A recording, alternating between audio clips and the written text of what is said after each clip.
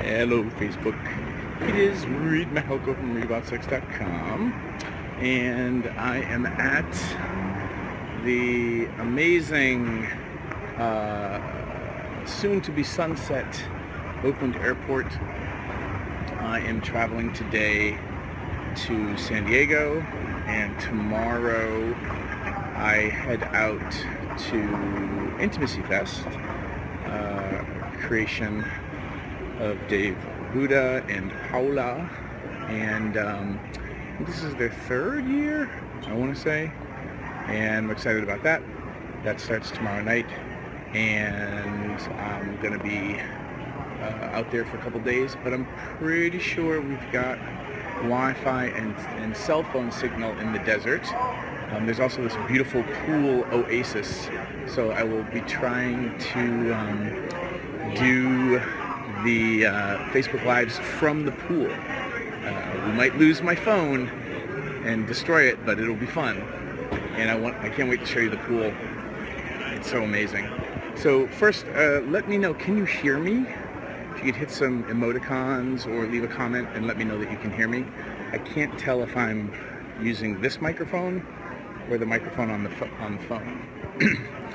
And I want to talk today about friends with benefits and when friends with benefits might be a mistake. And the reason I want to talk about this is I did a podcast, recorded a podcast yesterday with Amy and Kim. And gosh darn it, I'm going to forget the podcast name now. I should know this.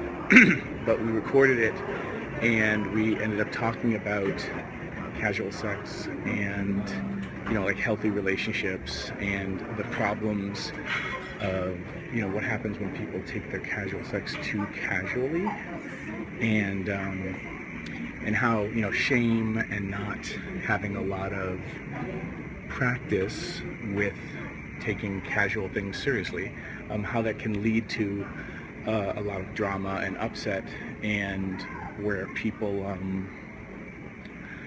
people either get emotionally entangled because they just don't know how they fall in love well, or what their imprinting or triggering mechanisms are for emotional attachment, and then also like how shame and feeling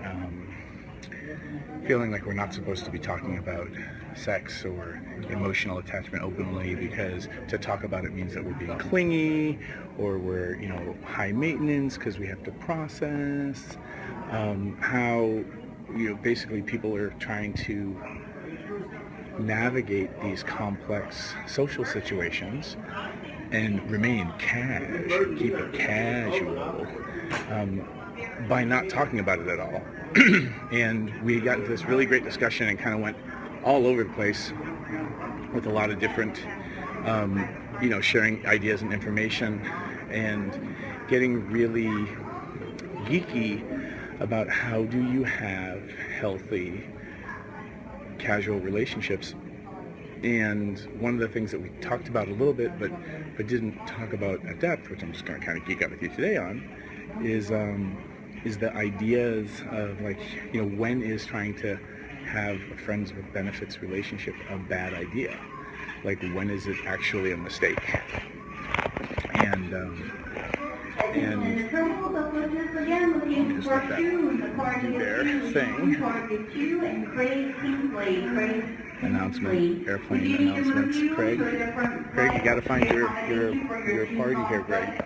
They're looking for you at the airport, my friend. Gate 26, my friend. So, the ideas of how do you know when a friends with benefit relationship is a bad idea? Like, what are the signs? And, how do you, consequently, how do you know when it's a good idea? Like, how do you know when it's healthy and thriving? And one of the things I'm going to say is a good indicator is if there is ease, I'll put air quotes around it, I'm going to say ease around the relationship, and if you're actually saying that you're having a relationship, because it's still, even though it's friends with benefits, and it doesn't mean you're buying houses together and sharing a 401k, that you actually acknowledge that you're having some sort of connection. I'm going to sit here on the rogue. If you recognize that you're having some sort of connection, some sort of relationship, even if it's casual, can you talk about it? And is there, if there's a lot of drama and upset, then that's your indication that something's off. It doesn't mean that relationships aren't a lot of work from time to time. I mean, it's kind of like when you're driving a car. When you're driving a car up a hill, it's really normal for the engine to work harder. Like that extra effort is supposed to happen. It's just kind of normal. Versus driving a car around town with the parking brake on, and there's all this extra effort that doesn't need to be there. But if you grew up in relationship situations or adults modeling relationships where there was a lot of struggle, where there was a lot of friction, where the emotional parking brake was on, then the problem is it's really hard to tell when it's effort, from driving up a hill, somebody's sick, or somebody just lost their job, or you start a relationship with somebody who's grieving a previous relationship, or whatever is going on. There's that extra effort because there's just more work in the relationship because people are going through stuff, versus that friction and effort that's coming from something really being wrong. And if you grew up in a family or around relationships where the parking brake was always on, it's really hard to tell because we just think relationships and love are about struggle. And because people don't talk about and aren't mindful and intentional about the kind of casual relationships they want, a lot of people are trying to have these casual relationships and they're just kind of off and they're a little bit out of alignment and they're kind of funky and like the casual sex or casual relationship version of the parking brake is on. Because people have never really asked themselves, like, well, what is a healthy friends with benefits relationship look like? Like, what does healthy, happy, casual sex look like for me? So some of your homework, or maybe even right now in the comment section, is for you to answer that question. Like, what would a healthy, casual relationship feel like? And again, like when I talk about casual, I'm not ruling out, but I'm not, saying it's anonymous sex. Is it a friend, where kind of friends with benefits comes from? Like, is it somebody that that maybe you've known them for a long time? And when you get together, maybe you have sensuality, maybe you don't.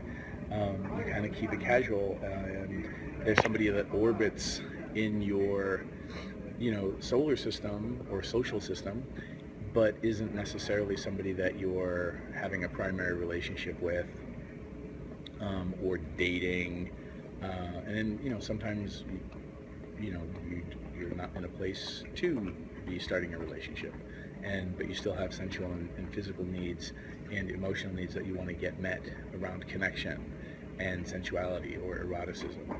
And again, I don't think that means you're broken.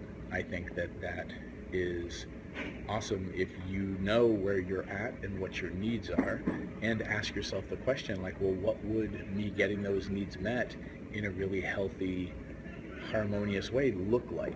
And to really give yourself permission to answer that question and brainstorm a list, and to even be greedy in what you're looking for.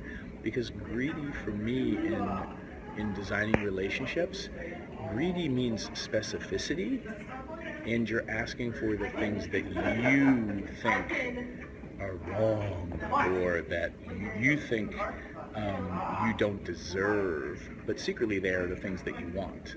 They are the things in your wildest dreams you wish you could have, but I would never ask for that, because no one would love me for that, or there couldn't possibly be somebody on the planet who could love a queer polyamorous slut that flies around the country 2 weeks out of every month and teaches sex education.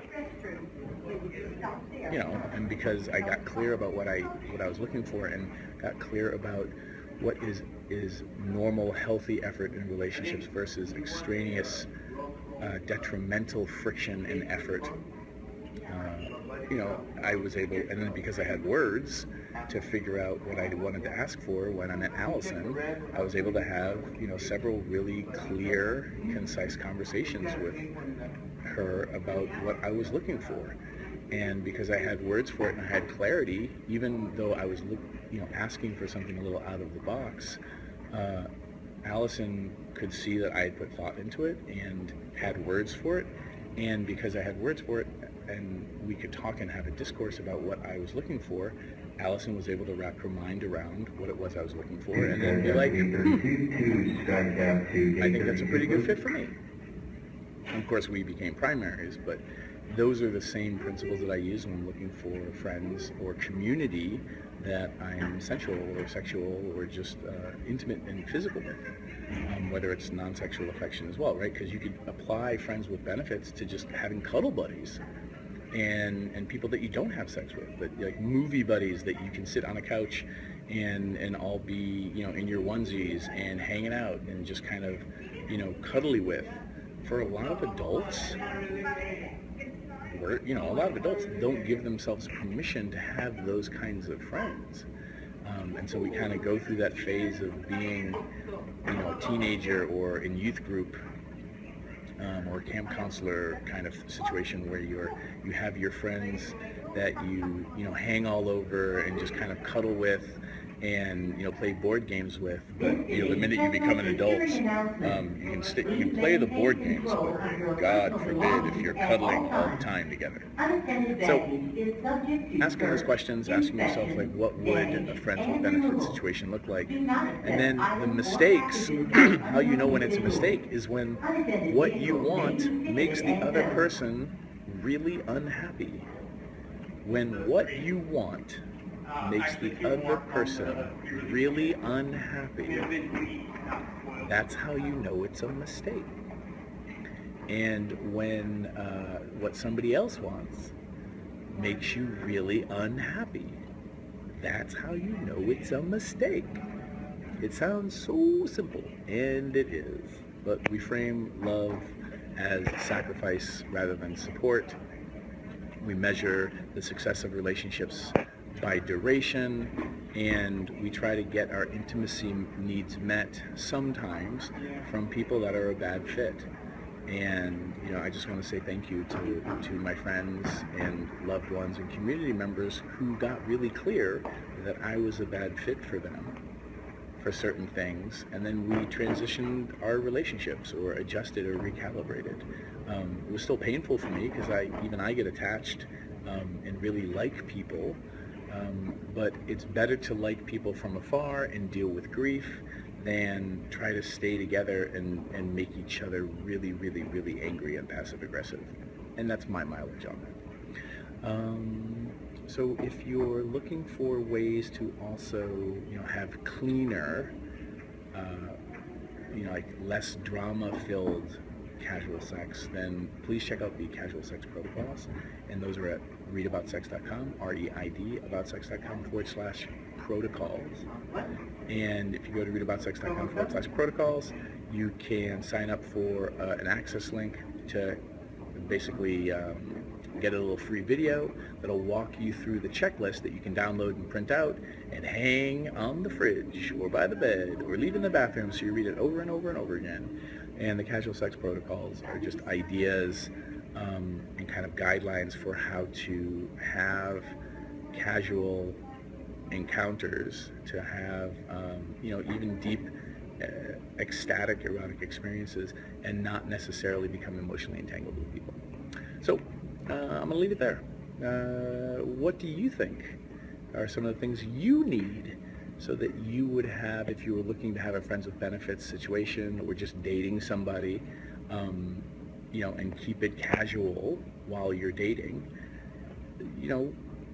or you can even be monogamous and keep it casual, like have a relationship where you're only seeing one person, but you're not, building a life together, or on some sort of trajectory towards marriage or anything like that.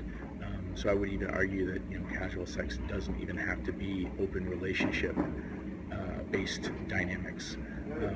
But please, in the comments, I'll take a look in a little bit.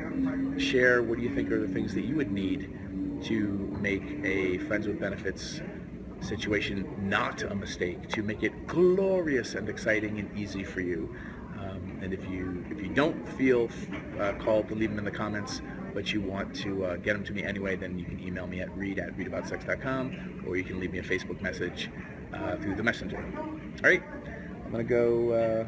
I got a couple of phone calls to do before my flight starts boarding, and I just want to say thanks everybody for giving me an opportunity to have these videos with you all. I super appreciate you all, and please share this video right now with a friend that you think is having too much drama in their casual relationships or their friends with benefits. Discuss this video with your friends so that we can all, even if you're in a committed relationship, maybe this video is for a friend of yours who's having a lot of drama and a lot of upset. And thanks for all the emoticons, everybody. I'm going to leave you. This is from Oakland Airport right now as the sun is setting. And I'll see you all later. Bye.